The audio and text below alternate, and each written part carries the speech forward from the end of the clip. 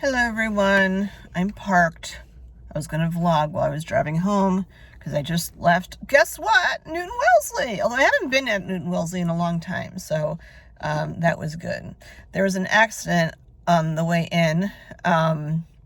So today's vlog is kind of about patience, more so acceptance of all of this. So before I had my double mastectomy, I did have COVID 3 or 4 months prior, and this is back in 2021 when COVID was still kind of new. So they wouldn't clear me for my surgery until I saw a cardiologist to check my heart and stuff, because I had COVID and they didn't know at the time, like, is there any lingering something? I hope my audio is okay. I'm just like holding my phone weird. Anyway, so since then, I've been I'm checking in with her every year. She's very pleasant. I've only seen her without a mask, I think twice, or I wonder if today was the first time. I don't recall. Only once or twice. And we're talking like, what, 4 years of a time span, which is nuts. So I'm on, this is kind of sort of cancer related. It's more the acceptance of shit, but like, I'm driving in today and there's an accident on the highway. So it says my 20-minute ride is going to be over an hour. I'm very grateful for Waze for redirecting me, so that way I didn't end up actually having to take an hour to get to where I needed to be, because then they probably would have canceled my appointment. So gratitude. I'm grateful for Waze that it rerouted me today. So I go in, and of course, like, I'm expecting my blood pressure to be high because I've been like caught in traffic going on side streets to get there and stuff. And it was actually not too bad. But like when you go to these appointments, it's just like, it's another doctor's appointment. And then you have to like kind of hone in all the shit that's been going on for all this time, all the meds that I'm on. Part of this is also aging and just accepting like where you are in the aging process, which is not an easy thing to do. So as I'm going in, I'm thinking like, what am I even supposed to talk to her about? Like, what's going on cardiologically with me? Really not much of anything. But I'm on 2 different meds, one for her and one, like at some point you can do what you can do for blood pressure with diet, exercise, doing all the right things. I do all those right things. I've been told several times by several practitioners that I do all these right things. And sometimes genetics are just not like your best friend. And with blood pressure, it kind of is what it is. I have one parent who had high blood pressure and apparently another parent who had low blood pressure. So I feel like I should be evened out between the two of them. But anyway, one of the, I had a kidney stone almost a year before I was diagnosed. They tell me I most likely did have cancer when I had that kidney stone. And that was actually one of the first major indicators that something was wrong, because I drank enough fluid. I, again, did all the right things. And when they did the pathology for the kidney stone, because I was able to catch it, I named it Fred. When it came back, it did not, most kidney stones are oxalate based. Mine was not primarily oxalate based. And they're like, well, what's going on? Why is your PTH level through the roof? I don't know, because your PTH, I'm spitting at you, sorry. Your PTH levels tell you the parathyroid hormones kind of like flare up when something's wrong. So what was wrong? I had cancer. I just didn't know. That was in September, and I wasn't diagnosed until July of the next year. So anyway, they put me on a med for the kidney stone thing. It's been 5 years now since that happened. So there's been discussion of like, why would I need to stay on the medication because I haven't had a kidney stone? So I have it in my calendar that next time I talk to the endocrinologist, be like, yay, can we get off of meds? So I'm like taking less meds during the day. And at this appointment today, she's like, why would you want to get off the med? I'm like, I'm sick of taking 6 pills in the morning and 6 pills at night. I'm sick of having a sheet of paper when I go to these doctor's appointments to check, like, are you still on all these medications? And now I have to flip onto the back because there's stuff written there too. Granted, those are allergies, but still, it's a lot of things to check. And when you're there with like a nurse or a PA or whatever, and they're listening through, are you on this? Are you on this? Are you on this? I'm like, we could spend all day fucking talking about this. Like, yes, can we just move along? Everything is accurate in the gateway. But there's such an acceptance with all this stuff, because when she told me that, like, there's no benefit to me being off of that med, aside from, it's not just diagnosed for, or used for kidney issues, but she's like, with how my body is and my age and my personal, circumstances with my body, there's no benefit to me being off of it. And I started crying, because I'm like, I thought, like, as things get better, I should be doing less things. But as you get older, you're often doing more things. She did say that those meds have really nothing to do with my weight gain at all. She did throw out, because part of the weight gain is that, and maybe the age part too, I'm 53, part of that, when you gain the weight, which is often a result of the meds that you're on post-cancer, is becoming pre-diabetic. And a lot of cancer survivors that I know that have put on weight from all these drugs and stuff to keep the cancer away, which I get as a choice, but like I choose not to have cancer again, which is why I'm on these meds. They slow your metabolism down, they cause weight gain. They result in weight gain. And weight gain, increases your risk of becoming diabetic. I've been skating that line because I've been working my ass off to not hit that point. But I'm at the point now where, like, I've done the strength training that did what it could do. I feel stronger. She's like, are you getting 150 minutes in of exercise a week? And I'm like, yes, I'm probably getting more than that I know I'm getting more than that in a week. Could I do better? Yes. And I know lifestyle-wise I should. But I think the biggest, like, blow today was just, like, knowing that I had to stay on these meds. And, something I learned today too, something she said to me was, I said I would rather be on one medication at a higher dose than to be on two different medications because of side effects. And she said, again, I'm not a doctor, I'm just relaying what she said. She said that it's better to be on two lower dose medications for something than be on a higher dose. When it comes to blood pressure, it could cause like leg swelling and ankle swelling, which I used to have ankle swelling, and that's kind of under control now. But I don't want to start with my legs swelling, and then that's going to land into go into the land of lymphedema and stuff. Like, no, I don't want to enter the world of like swellingness.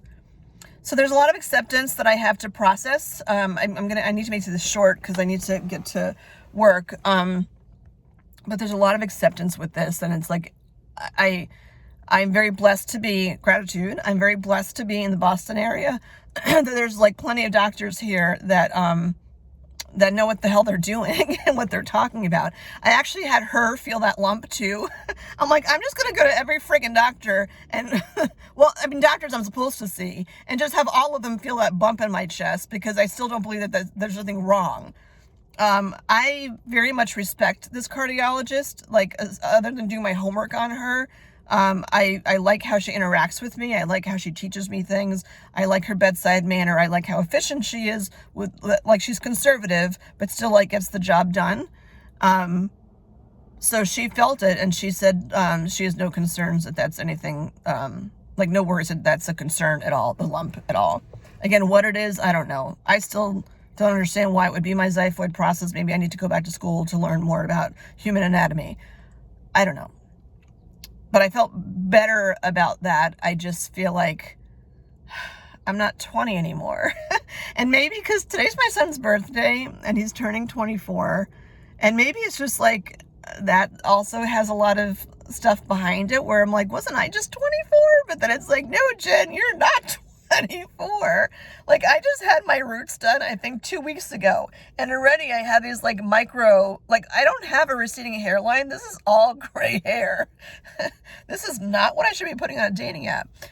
In general, people comment about how good my hair looks. But like, I'm like, I just colored it 2 weeks ago and I already have these baby little gray hairs in here. I mean, it's good that they're like baby hairs, that I'm growing hair, but they're so light it looks like I'm balding.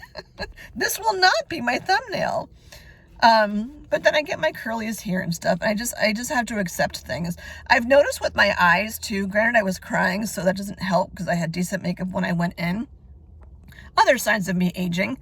I don't know why I'm putting this publicly for everyone, but I feel like people can relate to what I say because people say that I'm influential. So like my eyebrows, it has now become a daily routine that I have to pencil in my eyebrows. That never used to be a thing. I don't know if that's a med thing. I don't know if that's a getting older thing, but now like every day I got to pencil in my eyebrows. Otherwise like they really wouldn't be there. And I'm not great at it. Obviously they're not like a you can buy a stencil, by the way, to put up there and then like color it in. I know a lot of people that use eyeshadow to color it in. But in general, my eyes are showing my age. I did not pick the right color eyeshadow today, but like, whatever. I don't know. There's a lot of acceptance that I need to work on still. I haven't been meditating as much as I usually do, and I really need to go back to that. So that's all I really wanted to say today. It's just a matter of like, not being resigned. I told her I was a bit resigned, but really it's not really a resignation. It's more like I'm getting older. I'm looking for things to get better. Whereas the reality is at my age and where I am with this cancer process, I just want, or I should be looking for things to be sustained, not better. That sounds negative. But I'm shooting for like perfection with so much stuff, including like the nipple tattooing and all that stuff. And I just have to, that I don't want to sustain. I still have to finish that process. But the pie in the sky thinking when it comes to your body, like I'm hopeful about stuff. I don't mean to sound so negative, but I feel like I need to accept certain things that like, I'm not a 24-year-old and there's pros and cons to that. And like just accepting like where I am. The biggest thing, and this seems like totally random, but really isn't. I was talking about my mom a bit during my appointment because she passed away in June of last year. So it's getting almost to be like a year. Of course I think about that and I think about Mother's Day coming up and that will be weird. Her birthday's coming up and that will be weird with her not here. And I just like totally lost my train of thought. Why did I bring up my mom? I don't even know. It just puts you in a whole other place. I don't even know why I brought her up. It's there. It's a gorgeous day outside at least. But, I remember why. It always comes back. See, it just takes me a minute. One of the biggest regrets that I had, and again, this is hindsight is 2020. One of the biggest regrets that I had with my mom towards the end, it was unfortunate with the timing of stuff that she really deteriorated in the past, or had in the past like 3 years or so. And I wasn't able to go out to be with her as much as I wanted to. She doesn't live nearby. Because of the shutdown first, like they weren't letting anybody in and out of nursing homes. And then I got diagnosed and like I had to prioritize myself, which is tough when your mom's not doing well. Like I want to be there for her, but I get that I've learned very much so that I can't be there for other people if I'm not taking care of myself. But when I did see her, I still pictured, why am I spitting so much? Sorry. I still pictured her in my head like I'm a little kid and she's my mom and she's like, 50 or whatever. And I guess I had the expectation that like she should be acting the way she acted when I was like in college and stuff. But the reality was she was like a 70-some-year-old woman, and that's not where she was at. And of course you look at your mom for what you need from a parent. And the biggest thing I wish I had done more of at the end was just kind of meet her where she's at. And when I have friends now, like I'm at the age, unfortunately, where a lot of my friends' parents are passing away, just because, age. And I tell them like the biggest thing is like, kind of drop the expectations of what you want them to be, of who you need them to be, and just like go see them at whatever place they're at, and like have that acceptance of them, that this is who they are now, this is what they can do, this is what they can tolerate, come at it from them, especially as people get older. And, you know, you don't know how much time you're going to have with them. You don't know when the last day you're going to see them is. Even when they tell you that things are winding down, you know, you don't know when the last time you're going to do something is, because when it's the last time, it's already done. So meeting them where it's at is like really, really, really important. And I think for me, I need to meet myself where I'm at right now, instead of looking so much forward that, like, you know, if I bust my ass now, here's what I may look like in a year. You know, I'm going to do the healthy things and be kind to myself that this is where I'm at right now. And look how far I've come and all the shit that I've done to get me to where I am right now. So that's my motivation for today for all of you, is like, accept yourself where you are right now. And even with other people, you know, where they're at right now. Having expectations, and this has been a tough thing to learn as I've grown up, but when you have expectations of people or yourself, you're often disappointed, and you're often very hard on yourself. That way of thinking has to be tweaked to have a calm, healthy lifestyle. All right, I gotta go.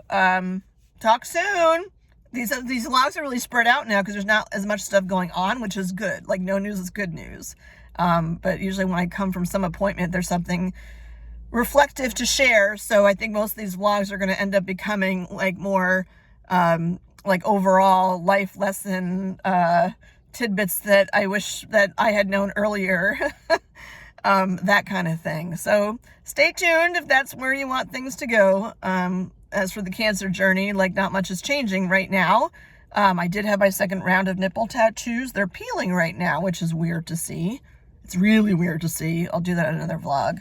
And then I have one more tattooing session and I should be done. So right now I'm going to go and treat myself to a coffee, decaf, no sugar added, but milk added because I need the calcium, and then get on my day changing the lives of community access media and children as I'm tutoring math later. All right, everyone. Bye.